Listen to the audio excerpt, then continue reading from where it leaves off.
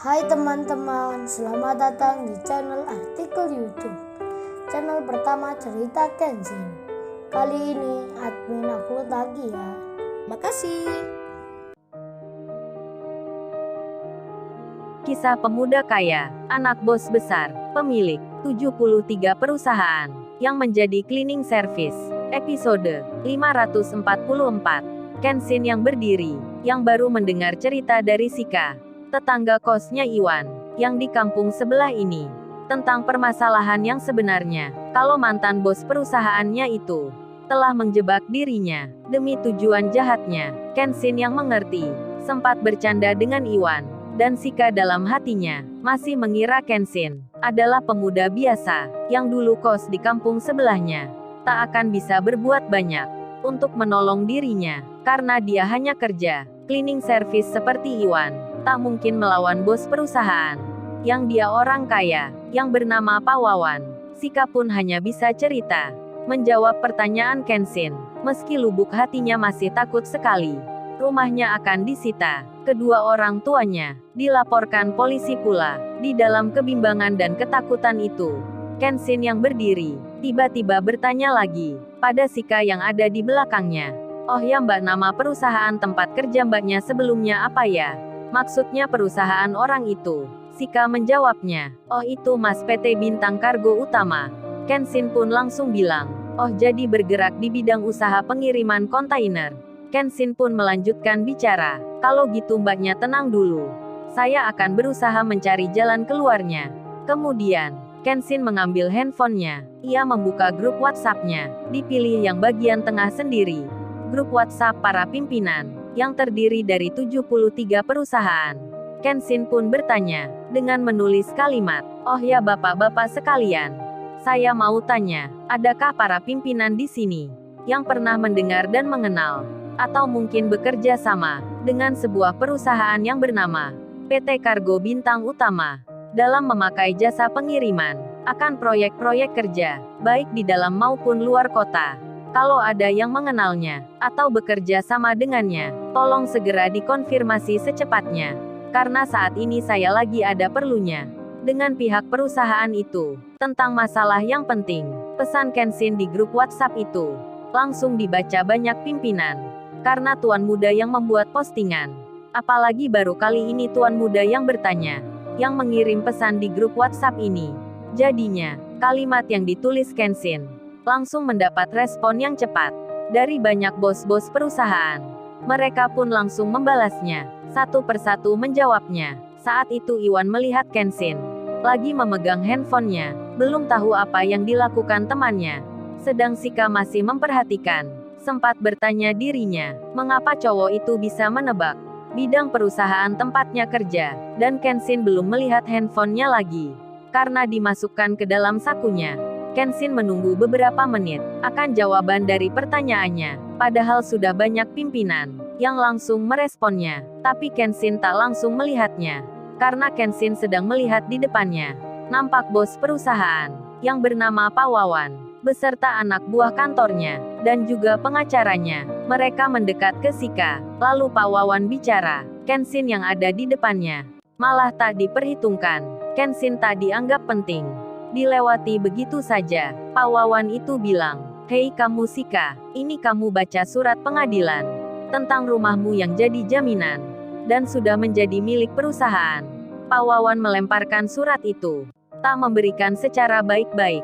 Shika pun membacanya, dilihat pula orang tuanya, dan Pak Wawan melanjutkan bicara.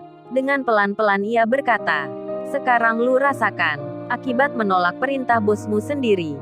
Kini ayah dan ibumu, serta juga rumahmu, akan terkena imbasnya. Perlu kamu ketahui, tak ada wanita yang berani menolak aku selama ini, kecuali kamu yang belagu, sudah membikin saya sakit hati. Sekarang kamu harus menanggung akibatnya. Waduh, Pak Wawan bicaranya sudah terus terang sekali, meskipun di situ ada Iwan dan Kenshin. Iwan yang mendengarnya, menjadi geram dirinya, sampai Iwan berkata, jadi benar yang dikatakan Mbak Shika. Anda ini orang yang brengsek, bos perusahaan yang tak tahu diri. Iwan bicaranya, to the point sekali, mengolok-olok mantan bosnya Shika, hingga Pak Wawan pun jadi emosi.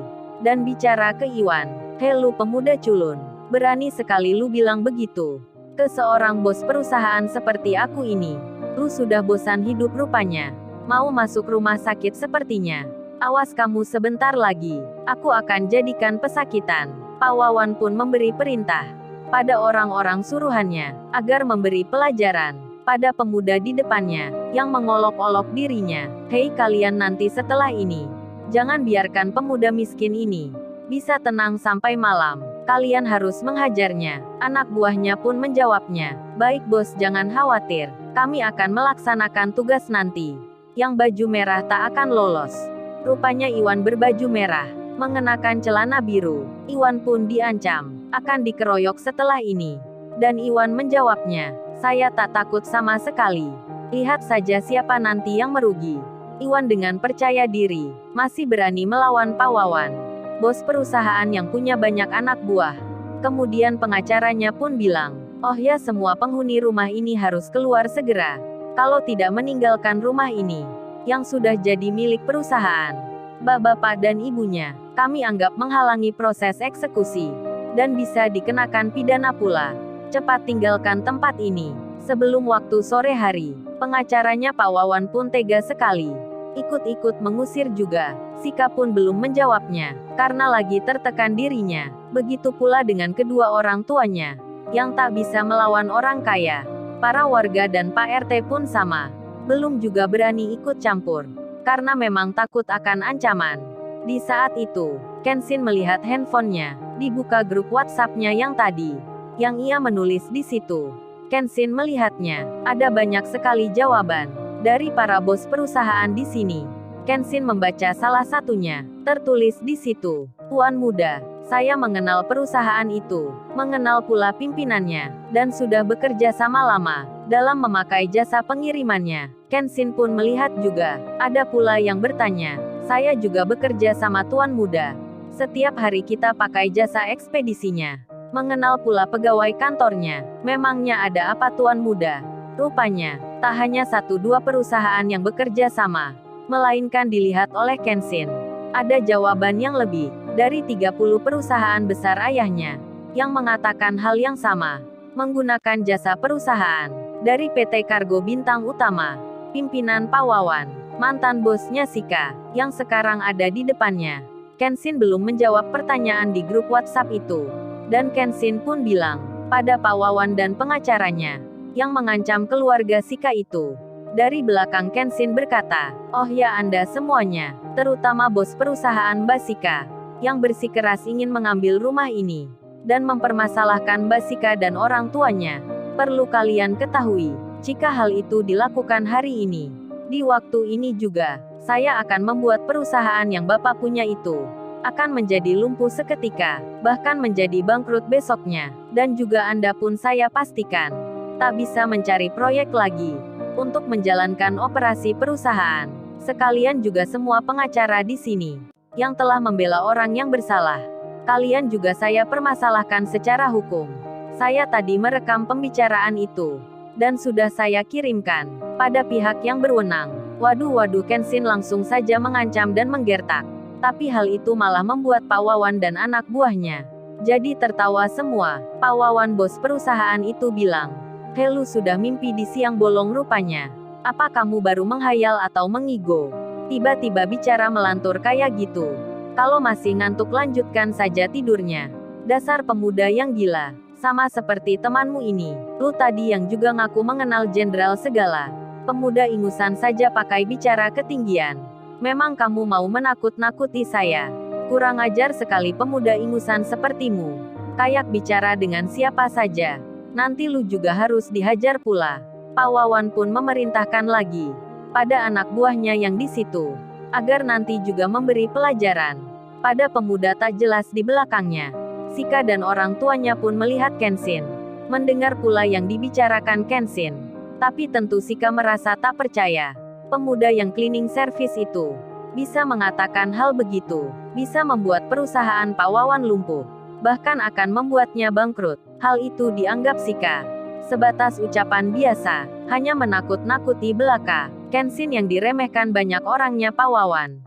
Kenshin pun membuka WhatsApp-nya. Ditekan grup yang 73 perusahaan. Kenshin mengirim pesan. Bicara secara langsung. Semua orang melihatnya. Dan Kenshin berkata, "Oh ya bapak-bapak sekalian. Yang tadi sudah menjawab pertanyaan saya. Ini saya mau bilang. Dan harus dikerjakan segera. Mengenai yang sudah kerjasama dengan PT Kargo Bintang Utama. Kerjasama apapun itu, harus segera dihentikan sejak saya bicara saat ini. Baik yang akan dilakukan, direncanakan, di jalan, maupun sedang dalam perjalanan. Semuanya harus berhenti, karena pimpinan perusahaan itu, dan juga staf-staf kantornya, bersikap tak baik dengan saya, dan sudah melakukan kejahatan ke orang lain. Ini perintah saya secara langsung." Semua orang di sekitar Kenshin, baik Pak Wawan bos perusahaan yang dimaksud, serta anak buahnya, dan juga pengacaranya, mendengar apa yang diucapkan Kenshin. Sika pun demikian, melihat Kenshin juga, cowok yang diragukannya, mengucapkan hal yang tak dimengertinya.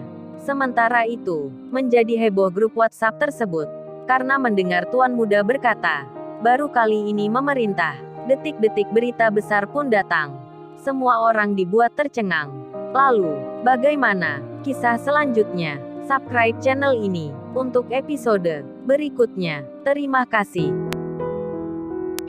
Jangan lupa ya guys, untuk kelanjutan ceritanya ada di YouTube. Jangan lupa subscribe ya guys. Dan tekan notifikasinya.